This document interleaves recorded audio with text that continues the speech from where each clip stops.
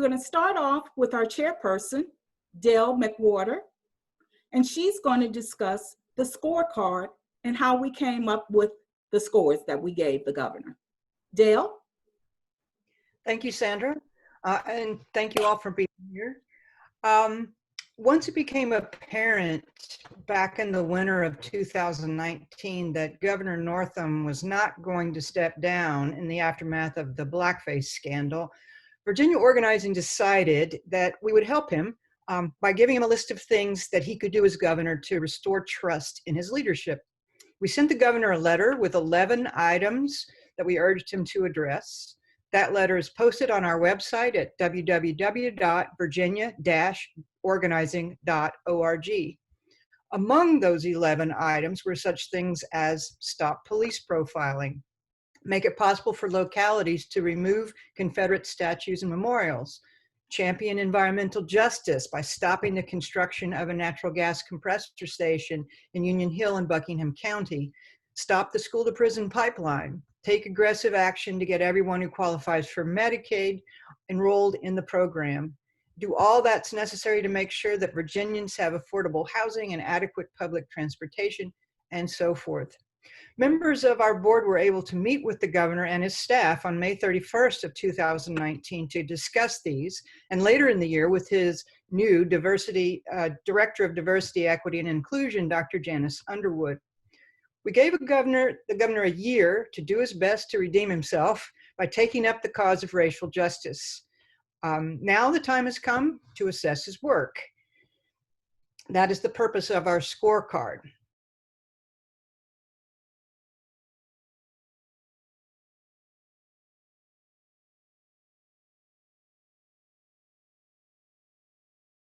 Progress, such as on studying the structural racism in his administration and on Medicaid enrollment. On some fronts, progress was made for him, such as stopping the compressor station. And on some, he has so far failed, such as on policing and transit. Tomorrow, the General Assembly special session begins. We see this as an opportunity for the governor, working with the Virginia Black Legislative Caucus and other lawmakers, to raise his grades by pushing to dismantle more of the structural and systemic racism that plagues our Commonwealth. Our four speakers today will talk about some of those issues. So, Sandra, it's yours again. Thanks, Dale. The next speaker that we have this afternoon is Tyran Green, and Tyran is going to speak on policing. Take it away, Tyran. Hello, my name is Tyran Green, and I'm a member of the Virginia Organizing State Governing Board. I am a Portsmouth resident, and I have experienced discrimination and police brutality. I had a incident where I was in the car with a significant other, and they were being pulled by the police on the highway in the city of Norfolk. And they were scared because they didn't have a license to drive. So unknowing to me, they pulled over, jumped out the car, and they ran. And the police chased them. The police came back in probably about 5 minutes, and when he came back, I remember his face being cherry pop red. I'll never forget it. He drew his gun on me. I was just sitting there in the car, and he drew his gun on me. I didn't know the driver was going to run, but they ran. They fled the scene because they were a habitual offender, and they knew they were going to jail for driving with no license. The officer came back, male officer, white, Caucasian male officer came back, drew the guns on me, snatched me out of the car, put me on the ground, put his knee in my back, handcuffed me, picked me up by my arms, and threw me in the back of his car. I was so humiliated. I was so scared. I was frightened. I didn't know the police officer was going to shoot me, but I felt like he retaliated because he chased a suspect and he couldn't catch the suspect. So he came back to the police car and took his anger out on me. He let me go, but I just felt belittled. I felt I didn't do anything wrong. I had a license to drive, and I felt like, why did I get that treatment? Because you pulled somebody over in the car and you decided to chase them and you couldn't catch them and you came back and you took all your anger out on me. That was a horrible experience that I experienced as a female and just as a person and a person with rights. My dignity was taken that day out on that interstate. I got put in the back of the police car. I got questioned and he let me go, never said sorry. He just belittled me and he made me feel like I did something wrong. And I just didn't feel like it was warrant for to draw the guns and to handcuff me and put your knee in my back and drag me. For this reason, we need to reform. We need some reform in the General Assembly. Some of these reforms include citizen review boards, body cameras for accountability. And I just want to be sure that when a driver is pulled over, that the police are doing the rules. They're treating each one as it needs to be treated on the scene. Don't just treat me away because of the color of my skin, or you just assuming that I did something wrong and you go to the 10 on me and not treat someone of a different color with respect and regard in their situation. And that was a horrible experience and I'll never forget it. And I just want to stress that we do need civilian review boards, and we do need body cameras and accountability, and police officers need to be held accountable. Thank you. Thank you, Tyran. And of course, a lot of people are experiencing some issues now with police brutality. The next topic that we're going to discuss this afternoon is housing. And we have Dwayne Edwards, who serves as our vice chair of the State Governing Board, to speak on this topic. All right, Dwayne.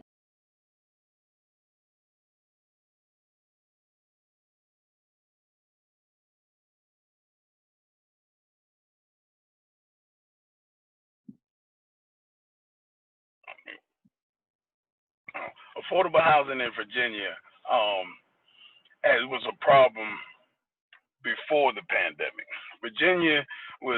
There was 5 cities and 5 cities in Virginia out of the top 100 cities that had experienced eviction rates as higher than 6%. And before the COVID, now we're dealing with the COVID, and more people are in jeopardy of losing their home. And one thing that is good that Virginia is doing is with the moratoriums, keeping those in effect, and those need to stay in place, and even push it to the point where low-income families and working people, that moratorium is, instead of going 3 months, 2 months, just push it out for a whole year, because this pandemic, as we see, is not going away. And we just want the state to take more of a hands-on approach and not push this issue to the localities and to other financial institutions as this situation has been. And we also want to highlight that Virginians who are evicted often lose their possessions. And everything that's in your home, that's if everything shuts down, everything in your home is all you got. And if you're getting kicked out of your home, you have a chance of losing those possessions that you hold dear to you. And also job losses also are common along with evictions. Evictions are also linked to mental health and physical health, stress, depression, and anxiety. All types of situations can come about to a person, which will affect their daily lives, which will affect the community, and which affects Virginia as a whole. So addressing those issues, because if not because of people losing their homes, then for their health. And also, we want to highlight that evictions also displace children in a time where our schools we're all dealing with the pandemic. We're doing virtual, and for kids and parents to have to worry about where they're going to live at, as well as where they're going to, as well as going to school. That's harder for the children amongst what's going on with this pandemic. I want to add that an eviction will all about stop the chances of securing another place to stay where it is affordable, a good area to raise your family, and close to employment. All factors that everyone considers when choosing a location to live. And we also know that evictions are rooted in a widening gap between the low income wages, which have not been raised to the point where people can afford to live where they want to live at, and higher housing costs. Just want to add just a few things that we've been doing that we and I live in Fredericksburg, Virginia, and which is Planning District 16. And in Fredericksburg, we have an ongoing affordable housing campaign. And in this campaign, the research that we've gathered dealing with the COVID, and this was very alarming to me, because we talked to some people who have contracted the COVID-19 virus, and from that they have received medical bills that are ranging from $24,000 to $35,000.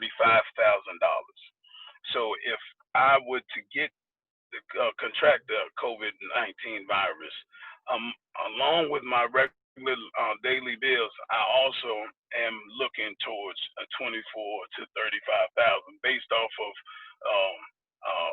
the directly affected individuals that we have spoken with and that we have contact with. Now I have $35,000 on top of my rent, my mortgage.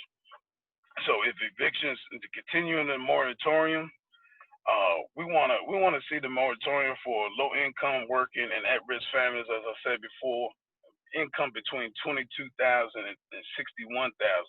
That moratorium be held, just put down for a whole year, and that gives us time. That gives us medical people time to address this COVID-19 issue that we're all dealing with. And we just wanted just to highlight that we also long-term plans. Right now with the COVID, we're dealing with short-term plans, but this is also the time that the state, with the special session that's coming up, this is the time for them to put down a long-term plan to address affordable housing on the state level, and instead of kicking it to financial institutions who are not caring about people, about money, and the localities. So I just to the General Assembly and to the people of Virginia, this evictions is a problem that creates other problems or makes other problems worse that are also plaguing our communities. So with that, I just want y'all to get on board with this and just have Virginia be a better place. Thank you, Dwayne. We all know that affordable housing is essential. And thank you again for those comments. The next item that we're going to discuss this afternoon is healthcare. And healthcare is also something that is essential. We have Ebony Guy, who is a member of our State Governing Board of Virginia Organizing, and she's going to speak on healthcare for us this afternoon. All right, Ebony. All right, good afternoon, everyone. Thank you for having us. As mentioned, my name is Ebony Guy. I am a part of the State Governing Board, and I'm also a member of the Danville chapter of Virginia Organizing. We thank you for bringing attention to this topic today, and we want to note Virginia Organizing joins the Black Caucus, the Virginia Legislative Caucus, and other cities across America, is saying that racism is a major health crisis. Many issues that impact Black people and people of color intersect with their health and wellness. In Virginia, as we know, over 380,000 people have benefited from Medicaid expansion. In the city of Danville, 15% of people have benefited from Medicaid expansion. And those are some of our most vulnerable neighbors and friends.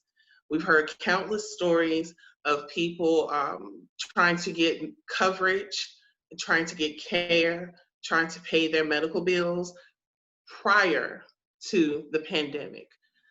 Couple ongoing medical conditions and medical bills with an ongoing pandemic creates a great sense of uncertainty for our most vulnerable and for our children.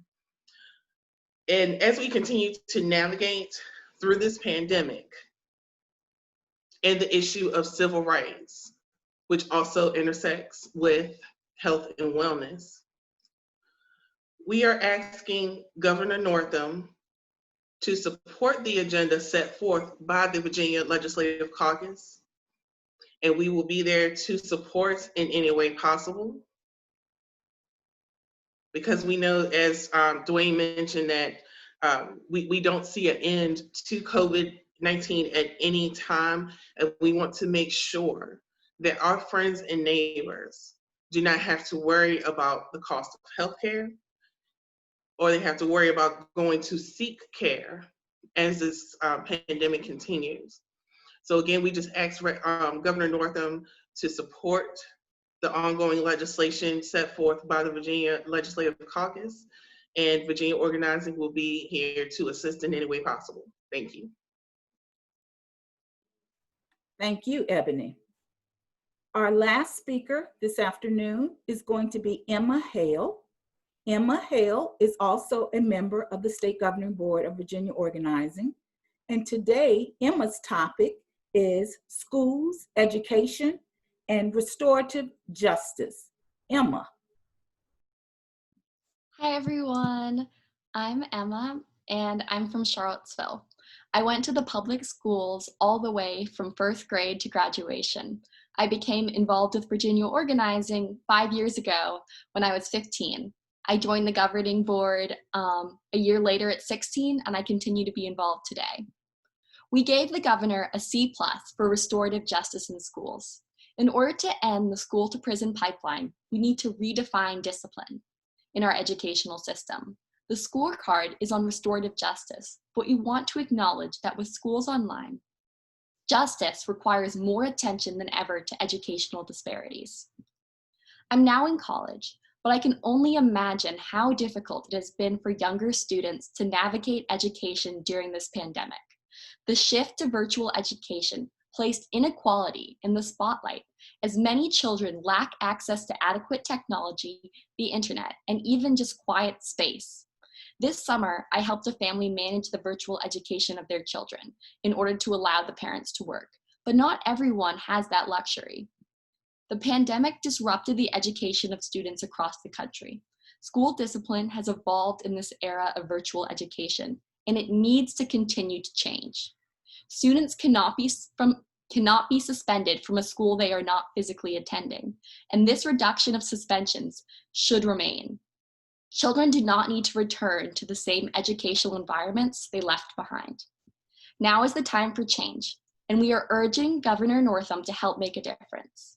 School resource officers, or SROs, need to be removed from schools, or their roles need to be drastically changed. And the money spent on policing children should instead be invested in their well-being by hiring more mental health counselors and more teachers. Mental health services are especially important in this moment, as students are affected by COVID-related trauma and by issues of racial justice. Increasing the number of teachers and shrinking class sizes will allow for better social distancing and more specialized attention given to each child. This special session is the time for change. We need to protect students from the criminal justice system and fight injustice in education. Thank you. Thank you so much, Emma. As you see, we are a diverse group of people with Virginia Organizing, and we are really watching and looking into lots of issues. Now, we're going to move on to the next portion of our press conference, which is questions and answers. Does anybody have any questions for our panel?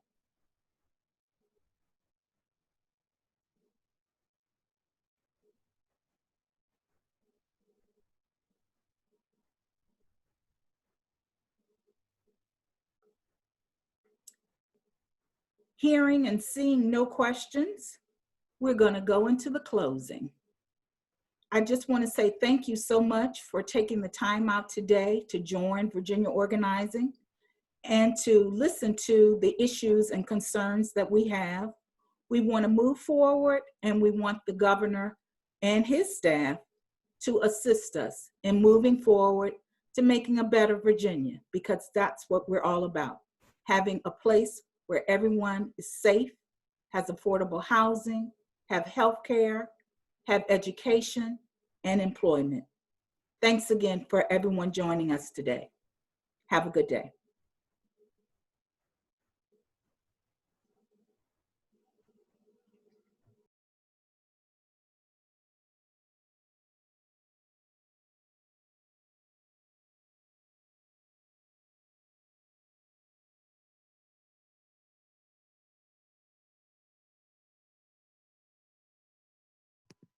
All right, thanks again, everybody. I'm going to go ahead and end the Zoom meeting, and we'll talk to everybody really soon. Thanks so much. Bye. All right. Goodbye. Bye. Thanks, Bye, everybody. everybody.